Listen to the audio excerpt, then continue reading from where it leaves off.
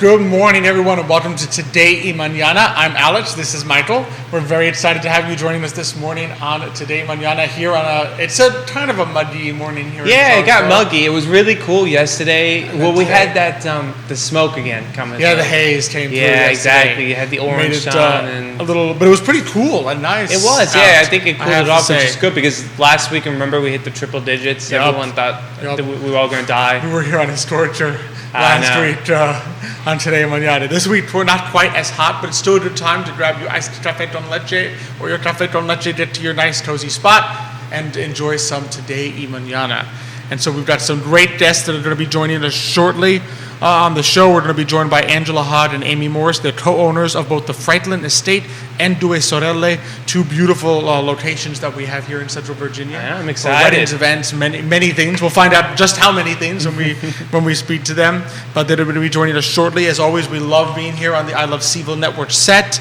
A couple thank yous, of course, to our presenter, Emergent Financial Services, as well as our amazing partners at Matthias Realty, Craddock Serious Insurance, Cider, and Forward Adelante. Definitely appreciate all the great partners that we have on the show making it happen. And all the viewers who watch and exactly and share and all that jazz. And as Xavier says, subscribe, which you can do as well. Just follow if you're on Facebook. Already got some people liking today's show. De La Fontaine liked today's show. Lorna Dibson, Jessica Cross Ayers, thanks so much for joining us and liking this morning's show. Appreciate it as always. So I don't know about you. I'm ready to jump in. Yeah, we'll talk some beautiful locations. Yeah, let's go for it. In Charlottesville. So we're really excited to welcome to the show this morning Angela Hogge and Amy Morris. They are sisters, I believe, and co-owners of both the Franklin Estate and the very aptly named Due Sorelle. So Angela, Amy, thanks so much for joining us this morning. Thanks for having us. Good morning. We're excited to have you both on. So for those who haven't met you before, tell us a little bit about yourselves and maybe how you first came across or decided to start, the Franklin Estate and Due Sorelle as these amazing locations. Would you like to start? Go ahead. Okay. So the two very different beginnings for both establishments. So the parent company of, Due Sorelle, we'll start with this one, is ARA Properties, which was created by our father, our late father. And after his passing, things were changing a little bit. He had historically been an entrepreneur of all things, many things. And the bulk of the properties and the bulk of his business was in real estate. So buying, selling, renting real estate. And in his health decline, he was down to more just basically maintaining and renting residential and commercial properties.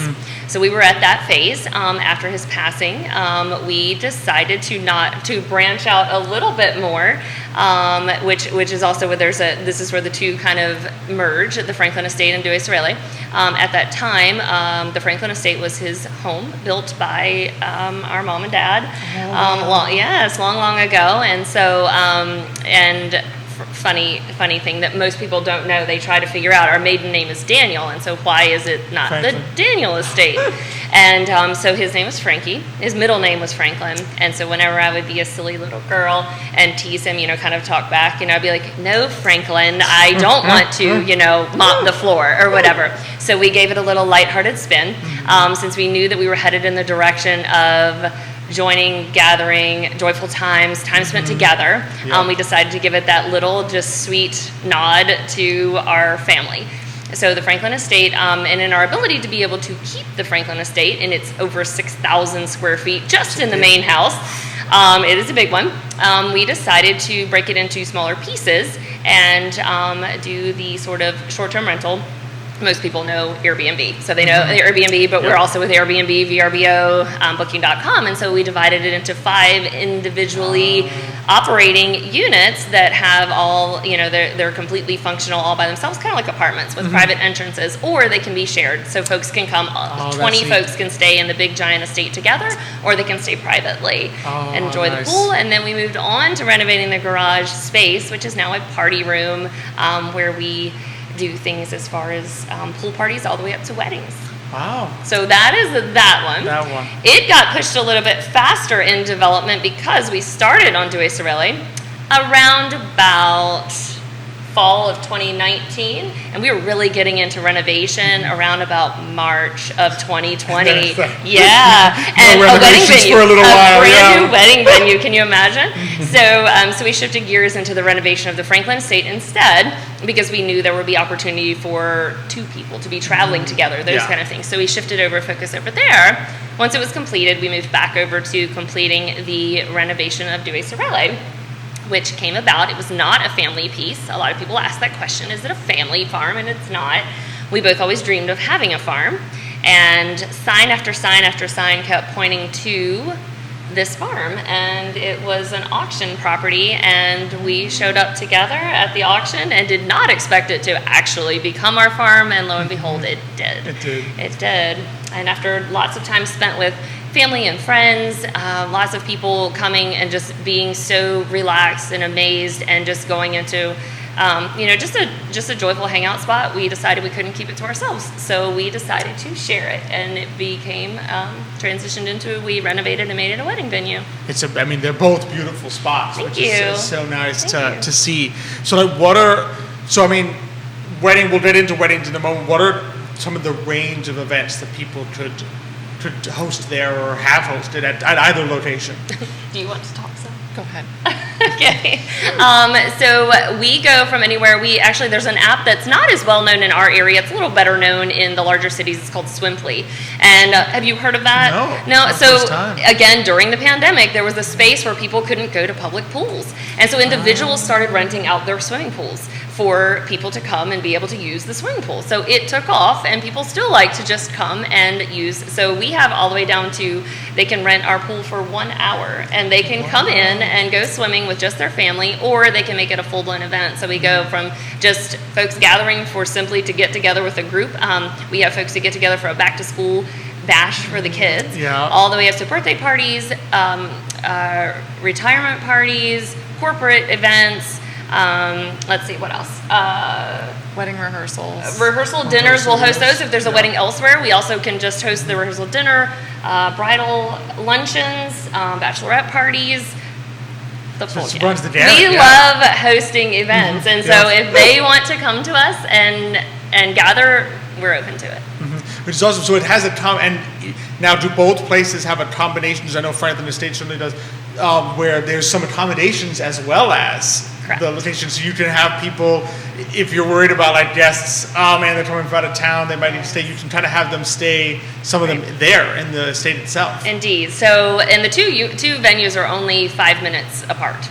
So the Franklin Estate can house 20, and we can house Sorelle up to 24. We have 2 houses on site that house 12 each, so we can have 24 on site there. That's pretty nice. It's a good little combinations. I know that's always something that's kind of on people's minds. Definitely is. When there is those guests coming in from out of town. So if someone was planning a wedding or just any party, what would be your best pitch as to why they should have it at the Franklin Estate or at Sorelle?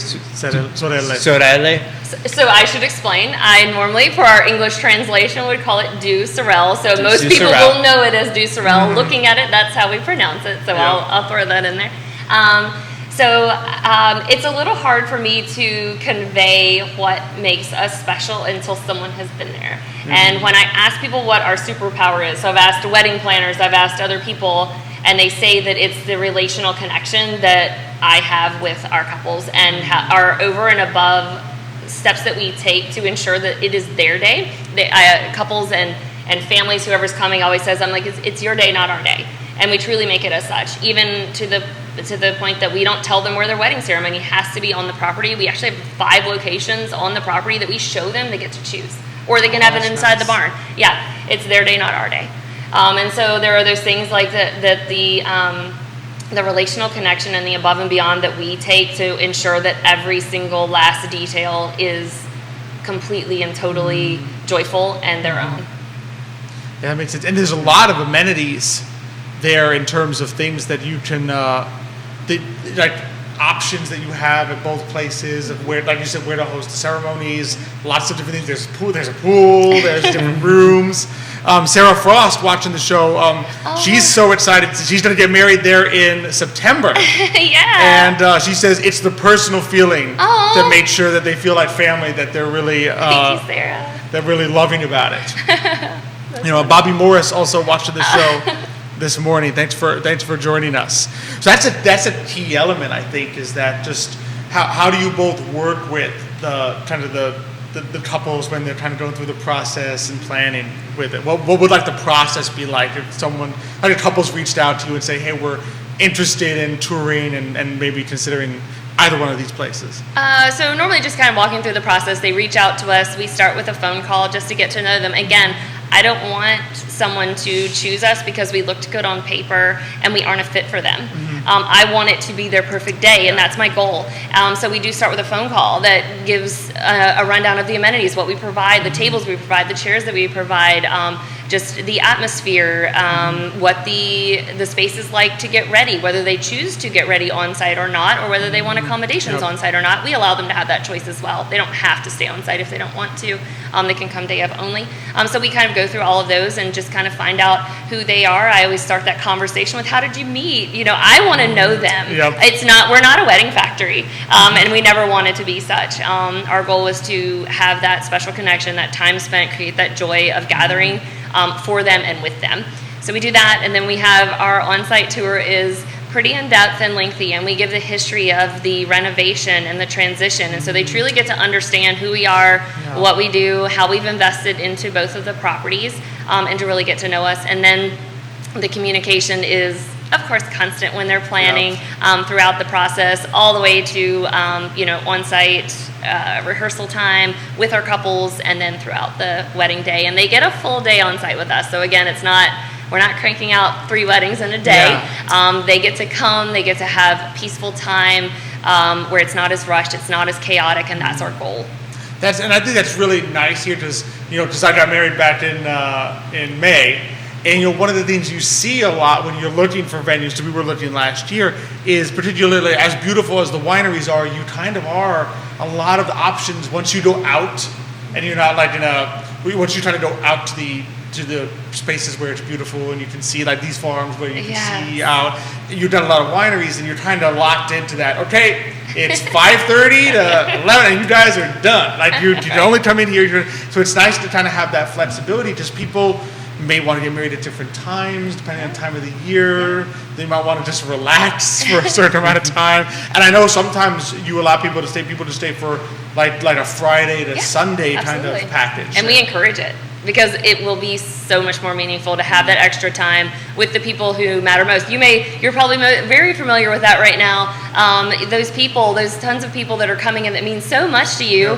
But if you don't have time purposefully set aside on site in a space where you get to see them, that little bitty window of the reception is tiny, right? It is. And to just have that extra time with the people that you love in such an important time.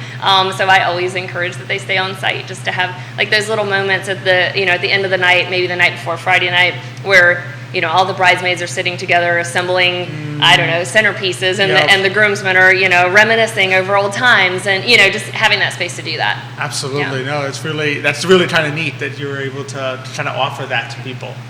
Absolutely. And we have had it happen that people stumble across us on Airbnb, and just the parents happen to, the parents of the bride or the parents of the groom, and then end up choosing us for one of their event spaces. One of the venues. Yeah. Which makes no sense, as they're looking like, okay, where can I stay? Right. And said, oh, look. And then, oh, wait, that's also a very nice venue there that we could use. A little parental pressure always never hurts. Parental guidance. Parental guidance and friendly advice. It's like, if you do this here, everyone can stay there. Because that's one of the biggest challenges, I think, for people that have weddings, and a lot of people come from out of town.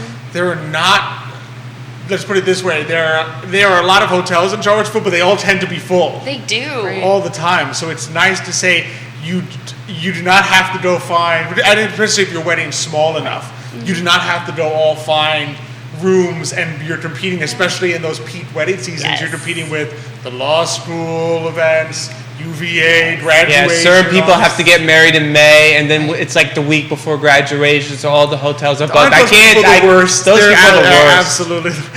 We have a wonderful couple who is getting married on UVA graduation weekend with us.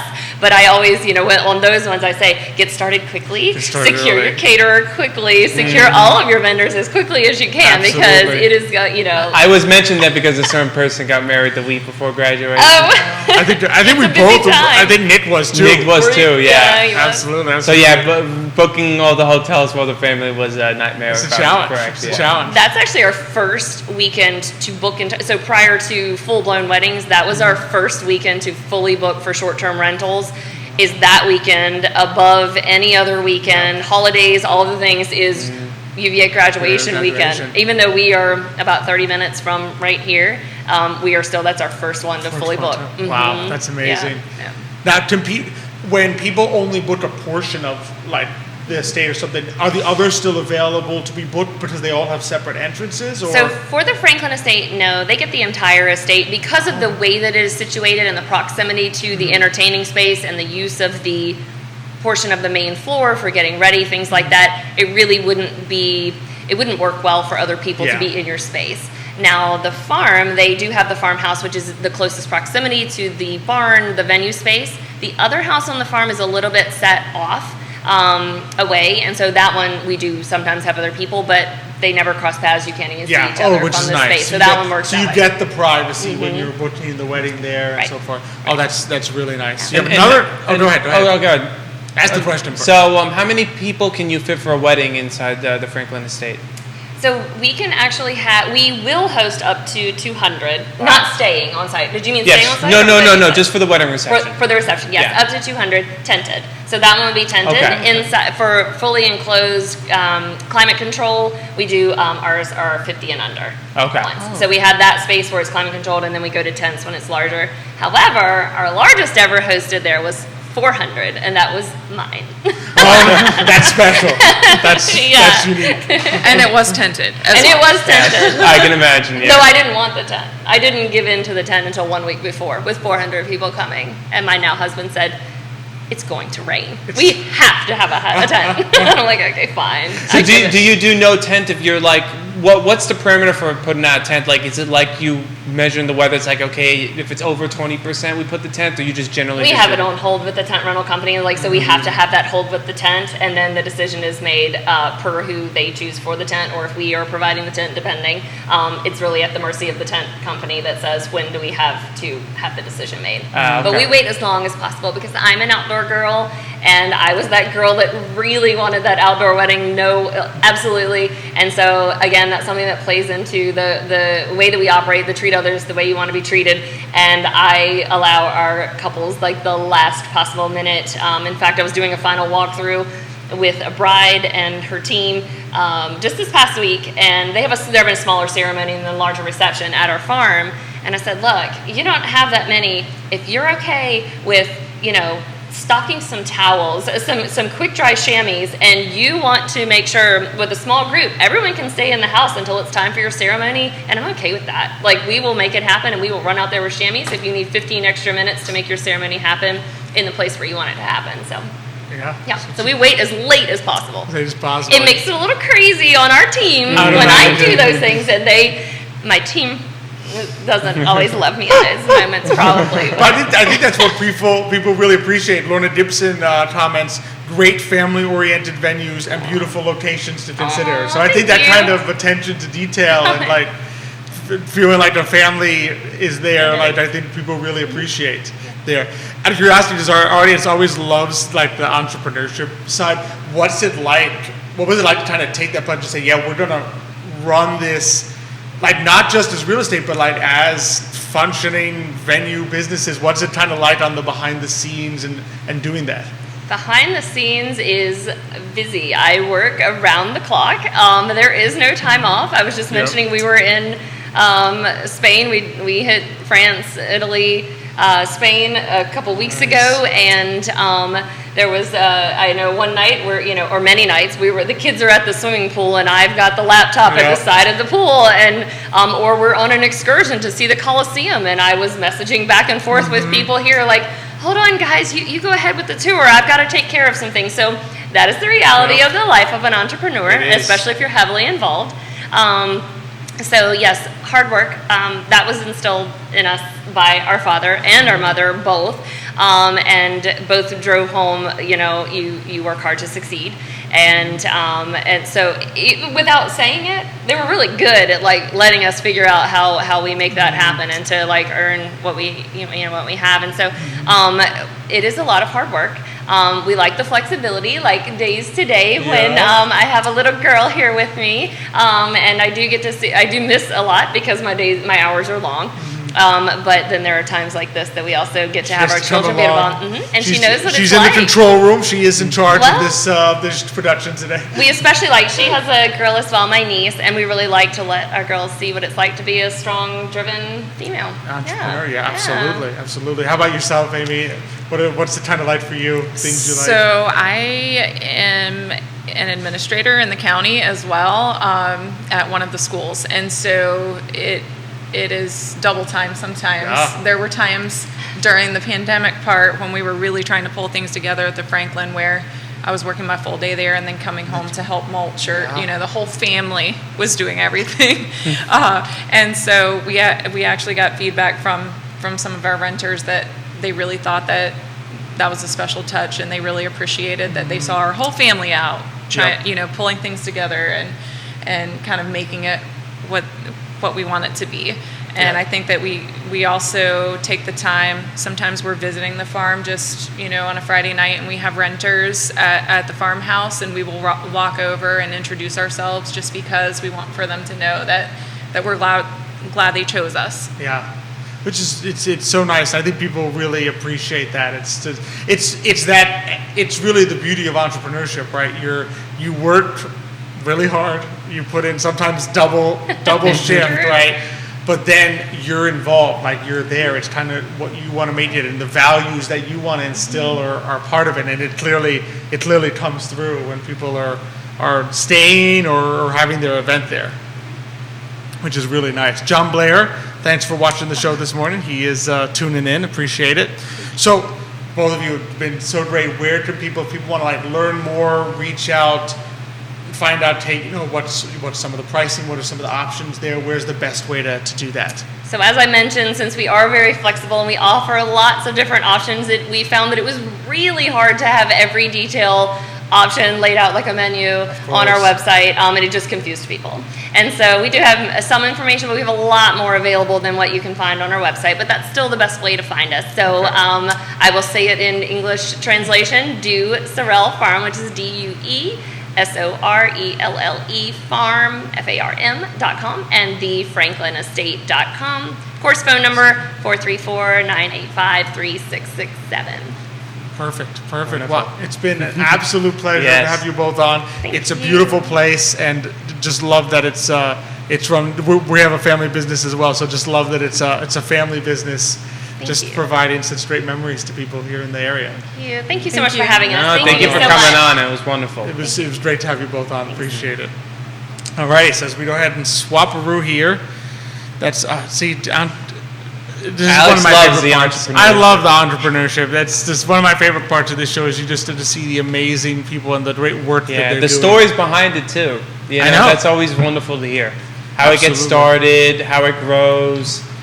And the personal touch too. I think that's always important. Mm-hmm. That's the difference between when you have corporate businesses and small businesses. I think the personal touch is what makes it. So Sarah Frost says, "Thank you for making brides like my dreams come true.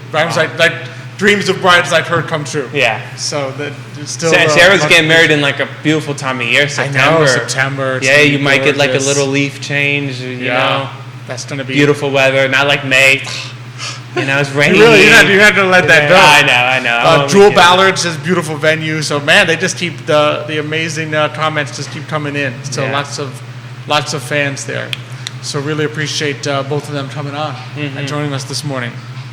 All right, so we got finance topic today. Yeah, there was some sort of downgrading of her credit. You probably saw, it was it was all over the news for a little while. Yeah, oh my goodness, U.S. credit gets downgraded and so forth. So it went from basically what happens, it went from AAA to AA plus. So instead of the third A became Which it's not the first time that's happened to the U.S., right? It happened in '94 or something like that? It's not the first time at all, and it may have happened even more recently. Than that. And basically, what happens is there are rating agencies. So 2011 was the last 2011, time. It was by S&P that did it this time. This time it was a different company.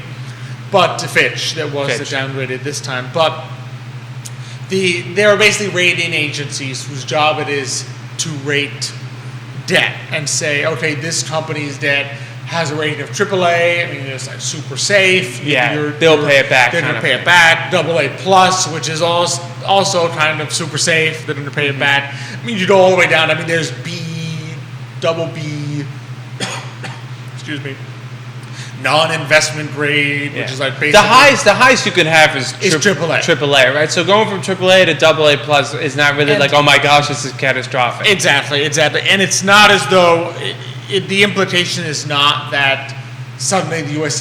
is going to be unable to pay its debts. I mean, it can print money, right? So it's not as though that's going to happen. And really, what I tell people is, yes, the stock market is going to react a little bit negatively to the news. Bond yields went up a little bit. So what typically happens is, if you think about it in a general perspective, right? If your bonds are, let's say, single A, and now your company's not doing so great, and you get downgraded to double B, the signal to everybody is, Michael's company is now much less likely to pay back. He might not actually have the money to pay back if you lend him money. So you as the lender are going to say, well, I might still lend you money, but instead of 5% interest, I now want 9%, which makes it harder for you to borrow money, because now anyone who lends you money is going to be asking for 9%. So the yield, the interest rate goes up for your future bonds, right? Not the ones you currently have, but your future ones. Your future ones. Right? In the case of the United States, they went up a tick. It's hard to envision them going up much long term, because if you think about it, the relevance of, in the case of country debt, the relevance of the USA's rating depends in part not just on the USA's rating, but who else you would invest in. So if you're a really big investor and you've been parking your money in USA bonds, right? Because you said, I need something safe to stick my millions in that gets me some interest, or sometimes, if you're, depending on how big your fund is, my billions, right? And I need to have this somewhere that earns me some interest. And the USA now went from AAA to AA plus. Well, the question is, where do you move your, like if you're worried, where would you go instead? And so you look around the rest of the world and say, well, Japan, am I more likely to get my money back there? Europe is not exactly in a better shape than the United States. There's no country, let's be honest. You don't have to go one by one. There's no country. By the time you just go down the list, it just gets worse and worse. I mean, you end up Latin America, and then every 20 years you don't get paid at all. Exactly. Right? Somebody collapses. Who's had 5 dictators? So you reach the point that you're sitting there saying there really is nowhere else to move the money. So it's not as though you're going to see a bunch of investors pull out of U.S. bonds and say, well, unless the U.S. pays me 10%, I'm not going to invest in the U.S. because I'll go to China instead. Right? It's just not going to happen. So can I ask you a question, though? Why did they get downgraded in the first place? What is how does that even get evaluated? Apparently the way Fitch does it, there is a model which takes into account data over a number of years. And data from 2020 is now being incorporated into this model. So between 2020, huge amount, obviously the U.S. has printed massive quantities of debt. You then get inflation, I'm sure, factors at some point into this model. So apparently by the time new data got incorporated into this model, the outlook is worse. I think Fitch's model now thinks recession in either the fourth quarter of this year or next. So in other words, recession is now being factored into the model. The risk of recession is increased in the model. So by the time the computer spits out a number, it says, well, even though the odds of the U.S. paying back this debt are still extremely high, the difference between 100% and 95% is significant enough that you've now gone to AA plus, which is still, let's put it this way, no investor is pulling out when someone goes from AAA to AA plus. No, especially not if it's the U.S. government. Exactly. There are big companies out there that would love to be AA plus. So it's really one of those things that is not a huge issue. So I think, as an example, Apple's rating is big A, 2 little A's by Moody's, which would probably be the equivalent of like A++ in Fitch. So in other words, even Apple as a company, Apple would love probably to have AA plus rating or AAA, right? So it's one of those things that the odds of people pulling out are infinitesimally slim because there's nowhere else to go. Its impact, it might have a short-term impact where just as a result, it kicks up a little bit, but it's going to be a minimal impact. So it's interesting. You said that Fitch was predicting, based on their model, recession at the last quarter of this year.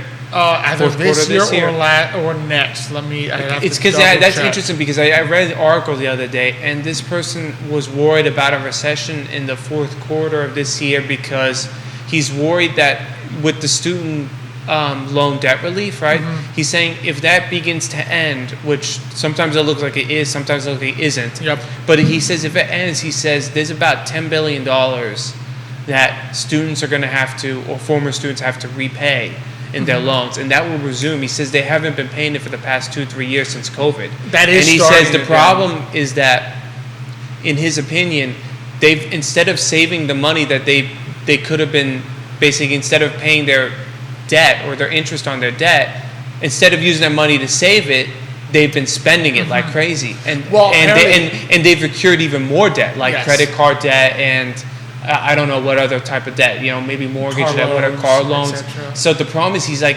come that quarter, if they continue and they say no, we're not, the Supreme Court, I guess, keeps striking these debt reliefs down, and they say no, you can't, you're not going to get a loan, we're not going to forgive your student loans. He's like, what are all these young people going to do? Well, especially since I think somewhere between 20 and 30% apparently of student loan borrowers spent the $10,000 they thought they were going to get before that got struck down. Yeah. That meant that, so you can imagine you don't have $10,000 more in debt because you thought you were going to get $10,000.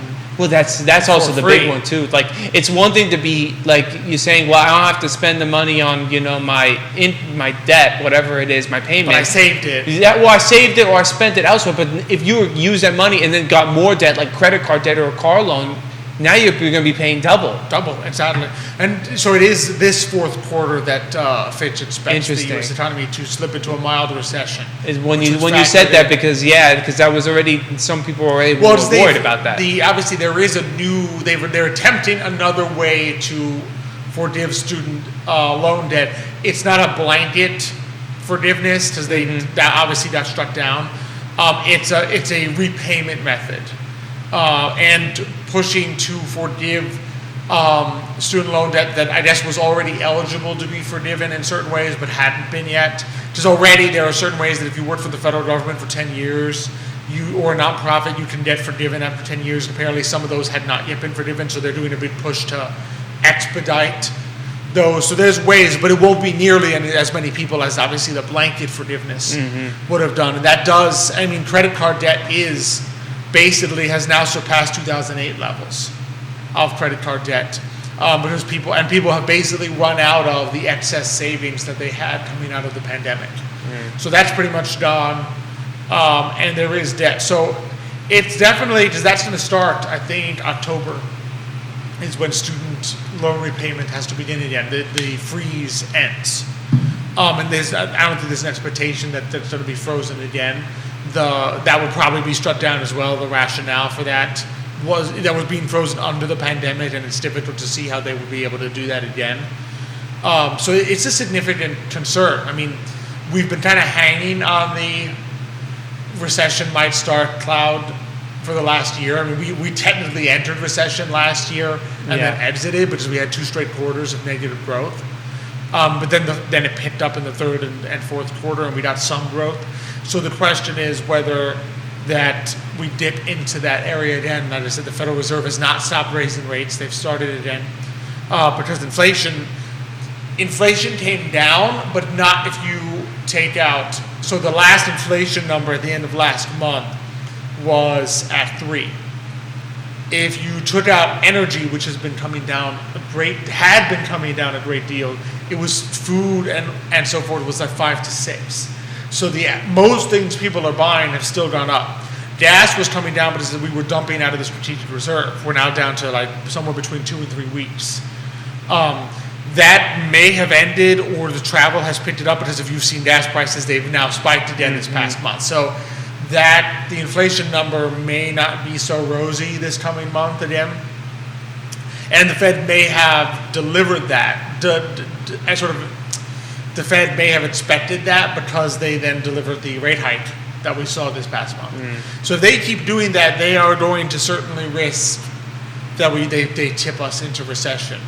And that's probably part of the issue. Obviously, recession, the government typically spends more as unemployment starts to kick in, and it collects less because people are making less money. So if you calculate those, the money coming into the Treasury decreases, which also hurts the ability to pay back debt. Again, they print, so it's not like it disappears. It's not like they default, but that's part of what's factoring into the questions that Fitch and probably some of the other rating agencies are looking at here. So that's kind of what we're looking at. Stacy Double watching the show. Penny Cheetah, Megan Ice, Jessica Spain. Thanks for joining us this morning on the show. So that's kind of what we're looking at in terms of the recession risk. I mean, certainly there. It's been there all year. So it's not like it disappeared. It's just now we're kind of... Yeah, it just had to catch my ear that you mentioned Fitch possibly projecting a recession in the fourth quarter this year, when I literally just read in like an article today. So that's, and they're not the only ones. A number, I think J.P. Morgan might be predicting it for the fourth quarter, early next year. There's certainly a fair number that expect next year, that in 2024 we will definitely hit it. Yeah. So at some point the cycle may come to that, particularly just given inflation, debt, and now interest rates, which, I mean, it's well known that Federal Reserve increases interest rates, are sucking money out of the economy. You may well hit recession as a result of that. And that's something I don't think is beyond their understanding. They expect that as well. That's a possibility. Yeah. So it's a tricky time. Tricky time, yeah. Not sure what the future holds.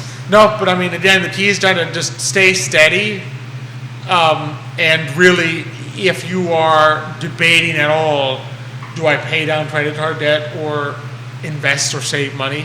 Pay down the credit card debt. We get that question a lot. You'd be surprised. Like, do I pay down debt or invest? Pay down debt. Especially if you're going to have student loans to be possibly resume payment. Exactly. And student loans at least are they're at an they're still at a low interest rate? They're at an interest rate that it's not like you cannot make it back in the market, particularly if you're at the subsidized level where you're looking 3 to 4%. If you're at 7 to 8% on subsidized loans, you then need to talk to a financial advisor to kind of figure that out, or coach. If you're at 3%, maybe you could get away with, in other words, paying the minimum and not putting it. If you are sitting with credit card debt at 20%, there is no investment. Like there's nothing you could invest in the market that is going to net you 20% annualized compounded monthly. It's just, anyone who tells you that they can do that, I'm not saying they're lying, but it's take it with a grain of salt. Really look into that, because that is a very difficult decision to make. So if you are sitting there at 20% credit card debt, do not put that off thinking, well, let me pay down this first, or let me take this investment first. I've seen people suggesting, I've read some articles, I'd go on vacations. No, if your vacation is being funded by credit card debt, I hate to be the one to break it to you, but you're hurting yourself big time in the long term. So Cynthia Murray watching the show this morning, thank you. She says, you guys keep putting out great info, keep it coming. Thank you very much. She said, great advice. Paying down debt actually is an investment in yourself and your financial future. Absolutely true. Like, we tend to think sometimes, people, I think investing is for the future and then debt is this other thing, but paying down debt, if that debt is charging you 20%, is the equivalent of a 20% gain. In other words, if your choice is, do I invest, I have $500, I can either pay down $500 of credit card debt, or I can put $500 into the stock market. The credit card debt is costing you 20%. The stock market, let's say you do want to be generous, and the S&P 500 gets you 10% in a year, right? You gain 10% for your future by paying down the credit card debt. It doesn't feel like it. It's going to feel like you just took away, I had 500 debt, now it's not there. But in terms of gains, you have gained 10% by paying down debt. And so that's something to always think about. Like, it's tempting to think that they're two separate things, but in reality, if all your money is, if you look at it from a holistic perspective, the investment side and the debt side, when it all comes to interest rates, it's how much am I paying out, how much am I getting in. And if I can save paying 20% rather than earning 10, I've gained 10. It's that simple. It's like if I were to tell you, hey Mike, you got a choice, I could pay you, you owe me $200. I can either pay you 100 or forgive the 200, which forgiving the 200 nets you 100. It might not feel great because you won't get $100 in your pocket. Yeah. But to erase $200 that you owe me is greater. So you can just look at it that way, and that's the power of it. So great comment there by Cynthia Murray. Really appreciate you tuning in this morning. So that's kind of our advice for today. I know last thing we want to talk a little bit about, just we've been on a little bit. I feel like we've reviewed everything for the last 2 weeks. Just a few weeks ago, we reviewed Guys and Dolls, Learn to See. Then we reviewed Tuska, to see, and now we went to go see. On Monday we went to go see Oppenheimer. So we're big Christopher Nolan fans, so it was easy. It didn't take much persuasion for us to go see it. Exactly. Went to Regal, went to go see it in IMAX. And it was definitely what would be your pithy review? You know, it's hard to rate Nolan movies on first watch because they're so complex and they're so dense that you don't want to kind of just get the euphoria and then just throw it in there. Exactly. But overall, I definitely think it was better than Tenet, the last film, and it was really good. It was structured into kind of like, it felt like 3 different sections, like the early life of Oppenheimer, and early on you see like he kind of how his mind works, and like he has the beginnings of like imagining almost the atomic bomb. Yep. And when he's imagining it, suddenly the theater's shaking. That was really cool. And then the middle part's them actually creating the bomb, so you get that tension of they don't know exactly. Spies, how far the Nazis gotten. Exactly, how far the Nazis gotten. What's going to happen actually if they detonate the bomb, will actually blow up the world. And then the third part was kind of like a more political side of Oppenheimer after he's built the bomb, kind of the government questioning his loyalty. And there was some great performances all around, and the movie was really, really good. So I definitely recommend it for anybody. Definitely try to watch an IMAX if you can, because it was worth it. Yeah, it was. It's not an action movie, but the sound and the visual experience is definitely worth it. It was pretty impressive, I have to say, and rather gripping. Like you for something that's a biopic, and it's about a scientist. Essentially, it's a 3-hour-long biopic about a scientist, right?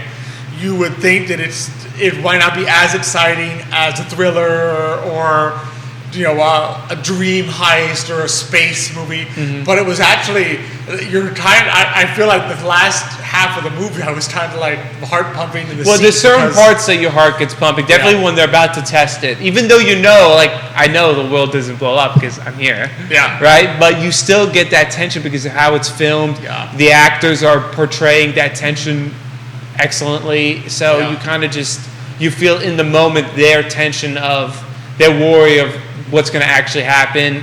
Yep. Seeing the blast was really cool, and then obviously the sound wave. Yeah, the sound wave of the blast. They make sure you kind of feel that in the theater. You kind of when it hits you, kind of feel like, oh, I was pushed back a little bit too. I was there. Yeah, I was there. Yeah, it was really fantastic. Nick Urpí watching the show is putting comments, are we really here? Right, let's not go there, Nick. Let's not go. We're characters in a dream? Yeah, we just in a dream within a dream. Exactly. Here. But that was impressive. Great performances. Yeah. Some actors that I won't spoil it, but there's some actors, some cameos, some big name actors that you're like, I didn't even know he was in this movie. Everyone wants to be in a Christopher Nolan. I guess so. I guess so. And I had heard that Cillian Murphy did a great job. Cillian Murphy, actually. Cillian. Yeah, because he's Irish. Yeah, I know. We always used to be calling him. I don't feel like I'm correcting you on air, but it's actually, it's technically Cillian. Oh, sorry about that. My apologies to the Irish viewers. Yeah. If we have any. Cillian Murphy, I'd heard he did a great job, but Robert Downey Jr. was excellent, too. Was very good as well. So really would highly recommend definitely to go seeing it. And definitely we recommend going to see it, Regal, IMAX, Support your local movie theater. Exactly. We're a little biased. We're old-fashioned movie theater people, so we kind of usually prefer to go to Regal. So we were happy that it stayed. There was a little point in time. I remember when we were really nervous. I would tune into I Love CVille pretty much every day. I was telling Alex, I said, you got to text Jerry. I need the info on Regal. Do we have to make sure we don't save it? Yeah, we'd be like, Jerry, do you have inside info? Do you have inside info? But it was nice to see the theater packed, which it was. It was. It was packed. For both this and Sound of Freedom, it was filled with people. Both packed, so that's good to see. So it's good to see. And would recommend both movies highly. Yes. So it's good to support. We always talk about supporting local business. Also support your local movie theater. Exactly. It's a great because the Urpís like their movies, and yes, we do. We can't watch every movie. we can watch every movie. We just don't watch them all the time. We can't watch them 10 times. Yeah. So what are you next looking forward to? We gotta go see Mission Impossible. I think. The last one was really good. Yep. Tom Cruise is always good. Tom Cruise is still kicking it, and he's making sure his movies are top notch. We watched Top Gun last year, and we were blown away. Yep. So I think we'll enjoy. We also like longer movies, and I hear this one's also really long, like 2 hours and 40-something minutes. Yeah, we're Lord of the Rings buffs. 4 hours and 20 minutes, and we're like, oh man, it's over already. So there's no length of time usually that's too much. It would be difficult. Unless it's a Hallmark movie where an hour and a half is a little too long. Yeah, exactly. They could have cut out a good hour of that movie. Keep that at 70 minutes. Maybe a little less. Yep. So we would highly recommend and encourage people to do that. Be sure to, of course, check out our guests from today. Angela and Amy, so the Franklin Estate and Sorelle. Or Sorelle, in case you can't pronounce it. Yeah, if you can't pronounce the Italian, you can use the English version. It's allowed. We'll permit it. We'll permit it. With beautiful locations, great places to check out, and particularly if you didn't. And it looks like a great team too. Yeah, absolutely. And it's important, having been through it, and obviously having seen Nick go through the wedding preparation process. It is important to have good people working with you on a venue, because you want that. You want to feel comfortable that they know what they're doing, so that once you've passed, because there's a point. Let's face it, there's a point where you gotta let go. Yeah. Like when the day comes, you've done all the planning, you've set up how the day's supposed to go, how the reception's supposed to go, and so. But you gotta let go, because once you're in it, you can't be doing things. You're the bridegroom. You can't be moving chairs and that kind of stuff. So it's great to know that when the day comes, you can trust that the people you've worked with know what they're doing. They care about your wedding, and they're gonna make it. They're gonna make it work. Agree. So that's what really. It's important. It's important. So, and it sounds like from the commenters today that's exactly what they do. So. It's and best of luck to Sarah Frost getting married. Exactly. So our congratulations to you, and hope it's a fantastic wedding in September. Thanks for watching and commenting today. All right, but Michael, this has been who we have next week, Alex? So next week, 2 more great guests. We're going to be joined by Cara. I said the Rojer. My Spanish wants to say Rojer. Yeah, I'm feeling that too. Yeah, owner of Leona Curated Jewelry and Accessories, as well as Jasmine Garcia from Jacita Beauty. Okay. Is going to be joining us. So two more fantastic. 2 new guests too, right? 2 new guests, and 2 more amazing female entrepreneurs that will be coming on the show. So it's going to be lots of fun. I don't know if it'll be you next week or Xavier. Could be Xavier. We'll find out. We'll leave it to the mystery. You have to tune in to see who shows up. Exactly. Tune in next week to discover. Is it Xavier back, or is maybe it could be Nicholas? It could be Nick. Nah, It could be Nick. I don't know about that. The audience is Now nobody's gonna watch. Yeah, I said I'm not tuning in with Nick. Once a year with Nick. After he almost spoiled Tosca live on air. They're like, I'm not watching Nick again. He spoils everything. Yeah. He might tell me the end of Mission Impossible. He's gonna tell me the end of Oppenheimer. What happens when they detonate the bomb? Exactly. He'll spoil it for me. Nick says it's not Nick. What? Nick comments it's not Nick. It's not Nick. So it'll be Xavier or Michael, but you have to tune in to find out. Just Nick then. Just for spite. Exactly. Well, Nick asked, is he really there? There you go. So, I mean, it could be it's Nick, but not Nick. But really appreciate everyone who tuned in this morning. Of course, love being here on the I Love CVille Network set. Thank you, Judah, behind the camera. As always, making us look good. Thank you, Emergent Financial Services, for presenting. Our good friends, Craddock Serious Insurance. Be sure to check out Miguel and Chick. Any insurance questions, of course, Miguel obviously is the one who gave us those great tips about making sure that you actually use your air conditioning and your heat, and you don't leave them off when you go on vacation, because that's a good way, especially in the winter, to have things go wrong. But also in the summer, you've got that humidity. You do not want to come back to a humid house where you've allowed mold to grow because you wanted to save some money on air conditioning, right? So always be sure to check them out for some great tips there. Home auto, you name it. Matthias, your own Realty. Castle Hill Cider, Forward Adelante. Thanks so much for joining us today. That's all our great guests. Really appreciate your comments. Cynthia Murray dropping the truth bombs on debt right there this morning. But thanks so much, everyone, for tuning in. We appreciate you all. We look forward to seeing you next week. Thanks for being on with me. Thank you for having me, Alex. And until that time, as we like to close it out on the show, hasta mañana.